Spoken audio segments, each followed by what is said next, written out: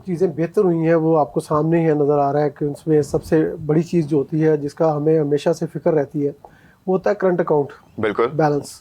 तो current account balance जो है वो हमारा बहुत बेहतर हुआ है। जो अभी फिगर जो है वो पिछले साल अगर आप अप्रैल तक की जुलाई अप्रैल का देखें तो पिछले साल हमें 1.3 अरब डॉलर का खसारा था, लेकिन इस साल हम 1.9 बिलियन डॉलर के प्रॉफिट में यानी प्लस में आ गए हैं। ठीक है। तो ये एक बड़ी डेवलपमेंट है जिसको हम Indeed. कहेंगे।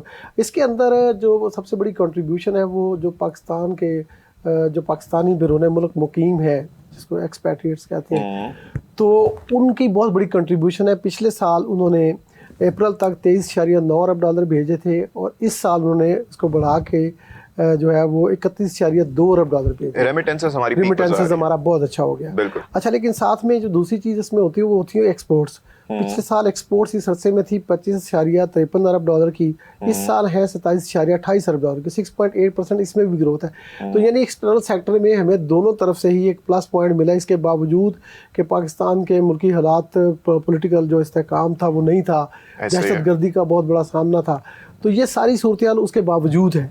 तो मैं समझता हूँ ये बड़ी पॉजिटिव डेवलपमेंट है। दूसरा, अगर आप इन्फ्लेशन को देखें तो इन्फ्लेशन पिछले साल 22% थी इस अरसे में और अब ये कम होकर 11% पे आ गई है। तो बीच में ऐसे महीने भी आए जब 0.7% भी रही।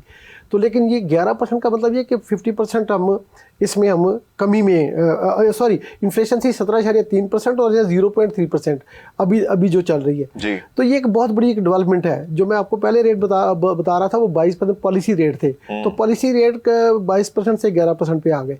तो ये एक बहुत बड़ी पॉजिटिव डेवलपमेंट्स है इस साल की जो हमें नज़र आ रही है। लेकिन जो चैलेंजेस है अगले साल जी